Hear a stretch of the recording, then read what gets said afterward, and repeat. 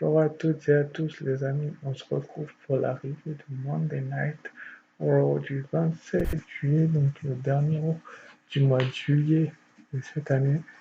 Donc, et bah, comment dire, et pour commencer, on va voir forcément l'intro de la chaîne qui est, que vous connaissez très certainement assez bien, suivi du layout, le tout nouveau layout de Raw, qui est des changements de titre à Raw. Du coup, j'ai dû refaire un layout juste avant de tourner cette vidéo. Et donc, on a ce fameux layout qui est pas du tout mauvais. Et je vais vous donner en même temps que mon avis sur la chose. Layout et l'intro qui ont été uniquement 30 comme d'hab, comme je vous ai dit. Et ensuite, après, je reviens sur ce Raw qui n'était pas si mauvais que ça. Oui, je veux dire. Il n'était pas hyper non plus. Et donc, pour, euh,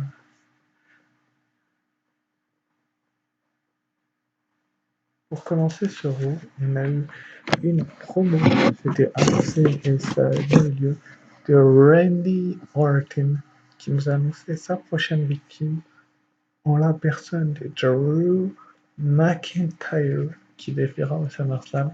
Ça a été annoncé officiellement. McIntyre Orton au SummerSlam.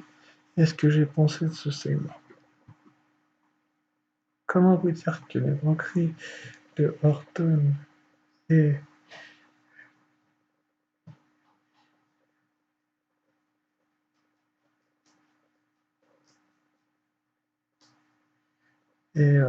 voilà quoi. La promo d'Orton qui se moque de son premier run à la WWE à McIntyre, c'est pas cool du tout, franchement. C'est la pure promo heel qui, euh, qui en vaut la peine. Est-ce qu'elle est logique? Bien évidemment qu'elle est logique parce que ils vont pas faire de Drew McIntyre le faire valoir tout le monde, mais le règne de Drew McIntyre ne devient pas hyper important, on va pas dire ça comme ça. Il ne devient pas hyper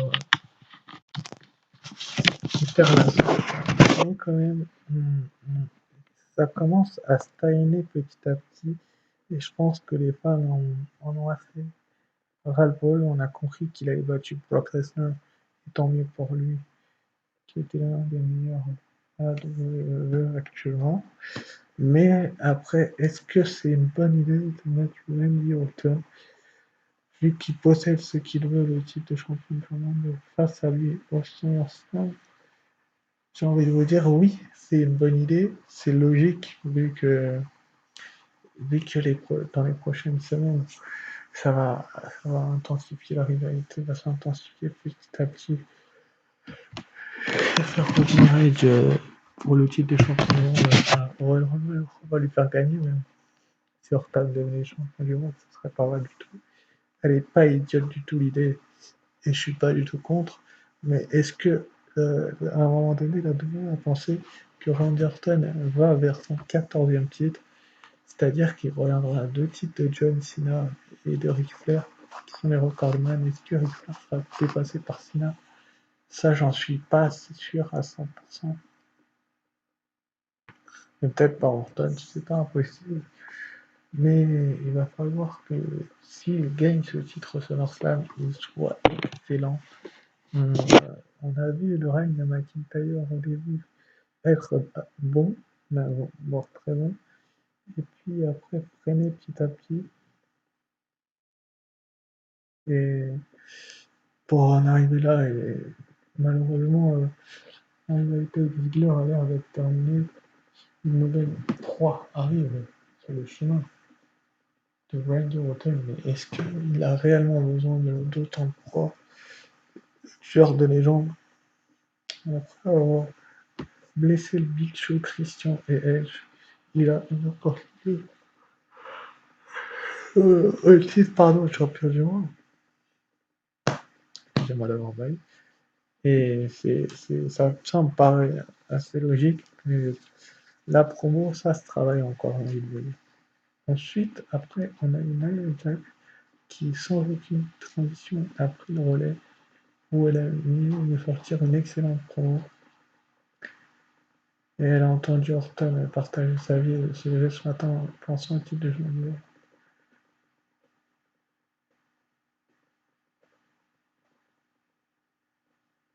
C'est vrai que Nia Jax, si vous vous souvenez bien, la dernière fois qu'elle a eu une chance au titre d'Euro, elle s'était fait arnaquer par l'arbitre.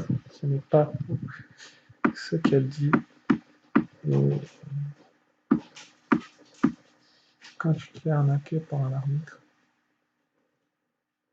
tu te demandes pourquoi tu te fais arnaquer. Et là, c'est tout simplement faire arnaquer. Vous voyez ce que je veux dire, elle s'est fait arnaquer au bon sens du terme il y a quelques semaines. Et elle nous a fait une excellente promo pour son retour. Est-ce que Shayna Baszler va être en rivalité avec elle? La réponse est oui. On a bien vu à Rose qui a souci et puis même elle se affrontée dans cette première match qui a suivi celle d'Orton. Et c'était pas mauvais du tout comme idée de faire ça parce que quand tu fais venir Nia Jax, c'est pas pour rien. Et c'est pareil pour Orton et t'as pas de scénario à avoir en tête à part peut-être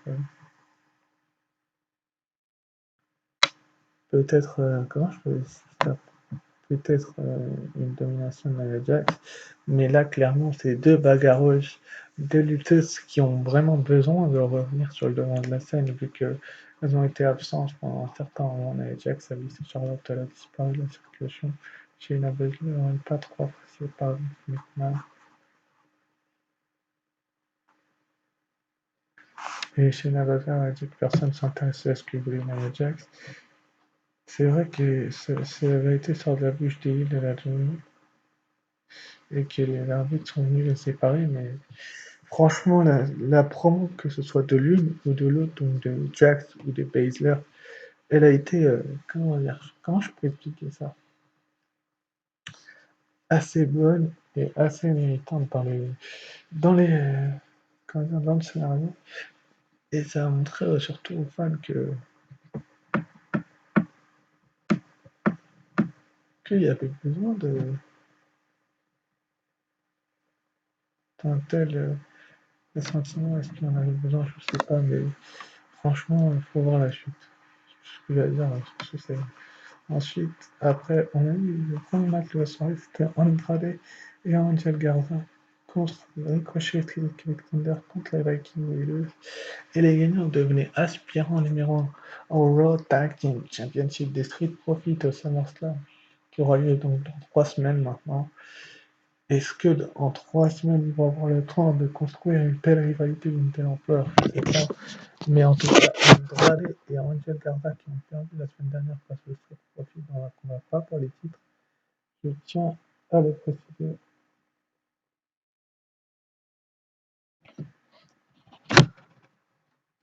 Ne sont peut-être pas sortis de l'auberge parce que franchement, quand tu vois le match qu'a fait Ivar et Eric et qu'ils ne gagnent pas surtout, parce que c'est pas le fait de les faire perdre qui dérange les fans, c'est plus le fait qu'ils gagnent pas.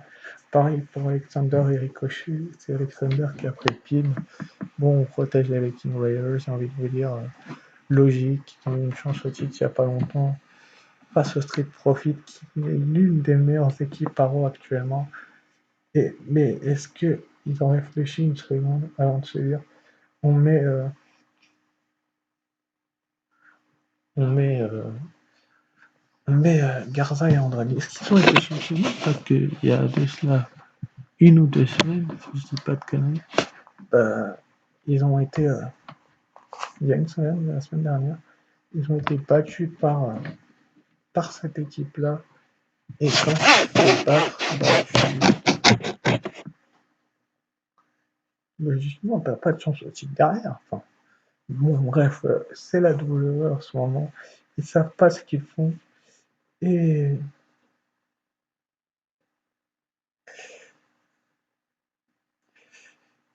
et c'est pas hyper intelligent de la part de la WWE que d'avoir fait ce genre de scénario-là pour, mettre Angel Garza et Andrade en avant en valeur.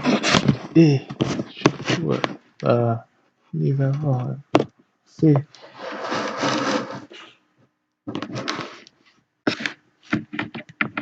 dominer, chercher le mot dominer ces dernières semaines, les avoir fait dominer pas mal d'équipes, mais pas les champions. Est-ce qu'ils vont leur donner le titre au SummerSlam? C'est vrai que ce serait intéressant de voir Andrade et Angel Garza champion au SummerSlam, mais est-ce qu'ils vont le faire? C'est ça la question. Est-ce qu'ils vont prendre le risque de donner des types de champions par équipe de Raw à des Mexicains? Alors qu'ils l'ont fait avec des Japonais à SmackDown, un Japonais de Nakamura et un Suisse à Raw. Donc, que les Américains ne dominent plus, ça les dérangerait pas, je pense. Mais est-ce que logiquement ils vont le faire ou est-ce qu'ils vont laisser Montez Ford et Angelo Dawkins continuer à, à gagner dans les prochaines semaines, si vous voyez ce que je veux dire, à gagner et voilà quoi, enfin, simplement dominer. Et division par équipe de Raw, mais je ne pense pas qu'ils pourraient les laisser dominer, si vous voyez ce que je veux dire. Mais après, je suis pas officiel, je suis pas booker, mais pareil, j'attends de voir la suite. Suite après, on a eu un échange tendu entre Nia Jax et Shayna Baszler qui est pas retombé juste avant leur match, qui ne durera pas bien longtemps, qui se termine en double décompte à l'extérieur. Pourquoi tu me fais revenir Nia Jax dans une promo où elle dit clairement qu'elle veut le titre d'Euro pour entamer une feud avec Shayna Baszler? Et c'est mon premier coup de gueule, peut-être le mec de la soirée, je sais pas. Et avec Shayna, avec la championne d'Euro, comme je l'ai dit, et je vous en parlerai juste après, tout à l'heure. Alors qu'elle veut le titre, et tu fais ce match, et tu fais un double décompte à l'extérieur. Je veux bien que la rivalité continue, qu'on aille au moins jusqu'au SummerSlam, voire plus, Clash of Champions, pourquoi pas. Mais bon, c'est deux heels, c'est deux brutes, sérieusement, deux meufs qui aiment blesser les catcheuses. On l'a vu avec Shayna Baszler qui a blessé Sarah Ryan avant Money in the Bank, et Nia Jax qui a blessé Charlotte Flair. Mais est-ce qu'ils ont réfléchi une seule seconde à faire ce résultat? Parce que sérieusement, la cloche sonne, elle se fout sur la gueule et puis ça finit en double décompte extérieur. Je n'ai rien encore une fois contre la WWE, mais s'ils font que ça, des décomptes extérieurs double, bien sûr, bah il n'y aura pas photo dans les prochaines semaines. Et on sait tous que Nia Jax va se faire détruire. Elle est revenue pour mettre en avant, relancer Shayna Baszler, je pense. Après, je peux me tromper et ça peut être le contraire aussi, mais c'est vraiment dommageable de faire une rivalité comme ça où tu fais un double décompte extérieur entre les deux. C'est vrai que c'est peut-être pour lancer un petit peu plus la rivalité dans les prochaines semaines et on espère que ça va durer quelques temps et que ça va pas durer 1000 ans non plus, mais qu'on va continuer cette review dans deux tours. Donc ensuite après on avait Seth Rollins qui a parlé à Dominic Mysterio qui est venu pour, pour discuter, mais Dominic n'a pas voulu discuter, il a voulu se battre avec Seth Rollins et franchement quand je vous dis que le gars a voulu se battre, c'est qu'il s'est vraiment foutu sur la gueule avec Rollins. Et Murphy et Alistair Black a tenté de le sauver, mais il s'est fait écraser l'œil comme Rey Mysterio.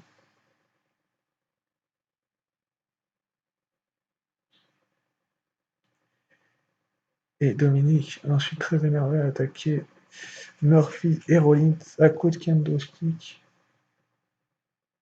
de manière violente, qui ont préféré quitter les abords du ring pour retourner en coulisses. C'est vrai que c'était violent. C'est vrai que Dominique, il est devenu violent au moment où il s'est emparé du kendo stick. Il est devenu super violent. Et c'est vraiment dommage qu'il soit devenu aussi violent. dans, dans ce scénario-là, parce que t'aurais pu, je sais pas moi, t'aurais pu, comment je peux t'expliquer ça? T'aurais pu peut-être faire un bon scénario à la Dominique qui aurait répondu oui, mais mon père ça ci, mon père ça là, tu l'as blessé, je t'en veux encore, je sais pas, lui faire parler quoi. Mais là, il a agi, il a frappé. Et c'est ce qu'on voulait voir. Ce qu'on voulait voir, c'était Dominique qui casse la gueule à Rollins, c'est ce qu'on voulait voir et c'est vraiment splendide c'est ce qu'on a vu. Mais pour combien de temps est-ce il va se faire casser la gueule, Rollins? On ne sait pas. Et pour combien de temps Rey Mysterio sera absent, on ne sait pas ça non plus. Mais on sait que le fiston est prêt à foutre sur la gueule de Rollins tant que son père ne sera pas là. Et ça fait extrêmement plaisir à voir, c'est que ils se sont tellement mis sur la gueule, excusez-moi l'expression, que c'est terrible. Mais que c'est pesable. Et que c'est vraiment cool que Dominique défende son père. Ensuite, après, on a eu Mustafa Ali qui nous a préféré la jouer solo dans le VIP Lounge, où il a tout simplement R-Truth à la taille, qui est cette année pour tenter de reprendre une titre, mais sans succès. C'est enfui ensuite un match entre Ali et Lashley a commencé. Et c'est Bobby Lashley qui a battu Mustafa Ali. Encore une fois, je ne comprends pas pourquoi Bobby.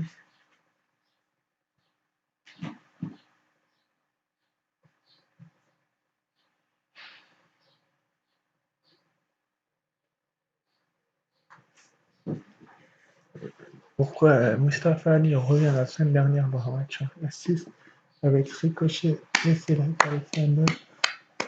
Et tout simplement, il revient, le gars. Il revient, il gagne. Et là, il perd. Il perd pourquoi? Pourquoi il perd? Je sais pas où est l'intérêt de faire revenir un gars pour le faire gagner dans un match à 6 et le faire perdre une semaine après dans un 1 contre 100 en solo. Il va falloir expliquer pourquoi la WWE fait de telles idées, de tels scénarios ces dernières semaines. Et franchement, je sais pas. Il va falloir m'expliquer l'idée du scénario de mettre Mustafa Ali autant en difficulté, même s'il a livré un super match et qu'il aurait pu battre, je pense, Bobby Lashley comme Ricochet il y a quelques semaines. On voit bien que Bobby Lashley n'est pas hyper talentueux niveau charisme, niveau talent. On l'a bien vu à Backlash, il s'est fait battre par Drew McIntyre. Il a plus de rematch depuis, enfin il en a eu un, mais il a perdu encore. Et depuis, il s'enchaîne les victoires, mais on voit bien qu'il est moins fort que McIntyre, il sera sans doute moins fort qu'Orton sur une titre s'il se décidait à défiler. Et donc, bah, c'est vraiment dommage de mettre Mustafa Ali de retour Robert Kai et puis ensuite le faire perdre face à Bobby Lashley le soir même. Franchement, c'était pas une bonne idée et c'est vraiment dommage. Vous voyez ce que je veux dire? C'est vraiment dommageable et il faut voir là où ça va mener Bobby Lashley au SummerSlam, mais on veut vraiment voir du grand Bobby Lashley, voir très grand. Et voilà quoi. C'est dommageable. Il faut qu'on voit du très grand Bobby Lashley dans les prochaines semaines et même prochains mois. Enfin, Mustafa Ali, pardon. Et on espère qu'il va remonter la pente. Puis après, il y a Ziggler qui a fait une interview où il demande à Orton d'attendre son tour pour le titre de à SummerSlam. Il a beaucoup d'espoir en lui, effectivement. C'est vrai que Dolph Ziggler a eu beaucoup d'espoir en lui, mais si je vous parle du main event, il en aura peut-être un peu moins à ce moment-là. Et voilà quoi, les amis, c'est stupide.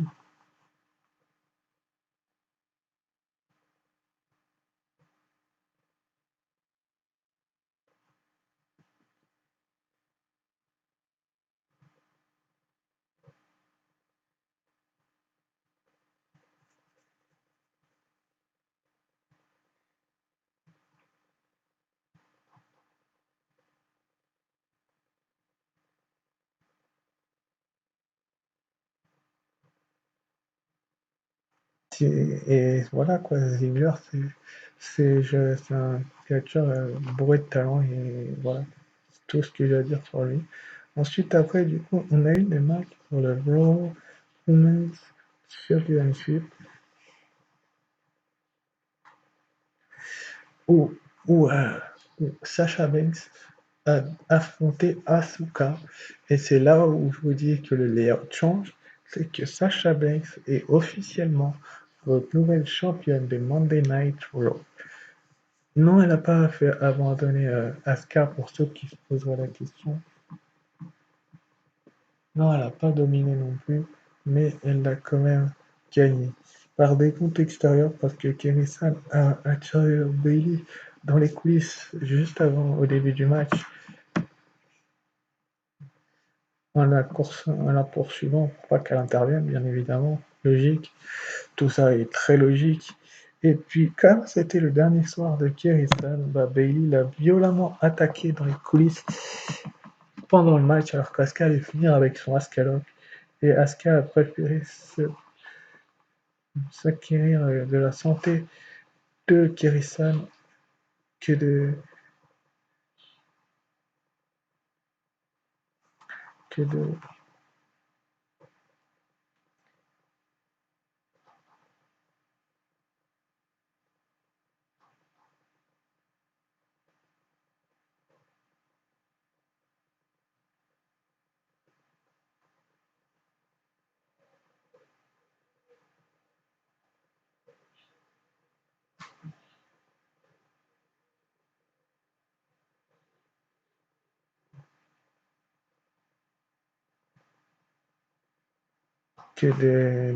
comment je peux vous dire ça, que de faire un tel scénario n'est pas une bonne idée, n'est pas une bonne idée. Tu fais attaquer Bailey comme je vous expliquais, enfin Kerry-san comme je vous expliquais par Bailey. Alors c'est vrai que ça a été un excellent match du début à la dernière minute, tentative de tricherie de Banks sur la jambe d'Asuka, etc. L'un des meilleurs matchs féminins comme ça à Raw, on n'en a pas souvent.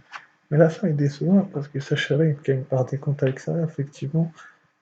Mais qui est l'idiot à envoyer les images de l'écran? C'est vrai, qui est ce mec qui a envoyé les images de l'écran comment elle s'appelle,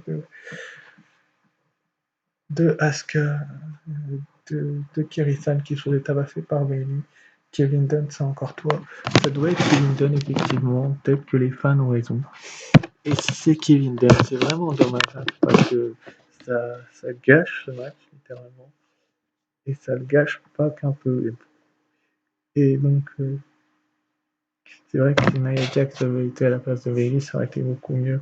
Vu que c'était pour écarter Kiri-san de la WWE comme attendu, vu qu'elle a un nombre de blessures, vu qu'elle quitte la WWE, et c'est triste à voir, mais c'est toujours un film que si c'était Nia Jax, peut-être quand même s'entendre. C'est vrai que ça aurait été mieux si c'était Nia Jax à la place de Bailey qui blesserait Kiri-san. Mais bon, c'est comme ça. Et Bailey et Sasha Banks ont célébré la victoire juste après. Les role models sont les championnes et c'est tant mieux pour elles. Elles vont dominer désormais dans les prochaines semaines. On espère tous que ça va être génial et que au SummerSlam, on aura sans doute enfin le dernier match entre Sasha Banks et Asuka parce qu'on ne peut pas finir une rivalité sur un décompte à l'extérieur, c'est impossible. Bref, et Asuka n'est pas contente en plus, et ça peut se comprendre. Ensuite, après, on a eu le Murphy contre Cario, mais ça, je la passe parce qu'Umberto Cario est Murphy. C'était un match sympa, mais il y a eu un trou de quelques minutes avant le main event et c'était décevant. Voilà. Le main event, c'était Drew McIntyre contre Dolph Ziggler dans un X3 Rules match et avec un Claymore qui fait passer Ziggler à travers une table. C'était un bon match et meilleur que celui d'Extreme Rules. Drew McIntyre a gagné et a encore prouvé le talent qu'il a. Je ne répète jamais assez dans mes reviews que Drew McIntyre est bourré de talent et qu'il comment je peux expliquer ça, et qu'il domine ces dernières semaines, mais c'est la dure réalité et on espère tous que c'était excellent. Mais maintenant, c'est officiel, c'est instable. Randy Orton est apparu avec un RKO surprise sur Drew McIntyre pour terminer l'épisode. Ça sera McIntyre Orton. Il n'y a rien de surprenant qui est arrivé et la route vers SummerSlam est officiellement lancée du côté droit également. Comme du côté du dernier SmackDown, on en saura un petit peu plus sans doute à SmackDown. Et c'est sur ce que j'ai fini cette analyse du show. Et je vous dis à très vite. Ciao, bye.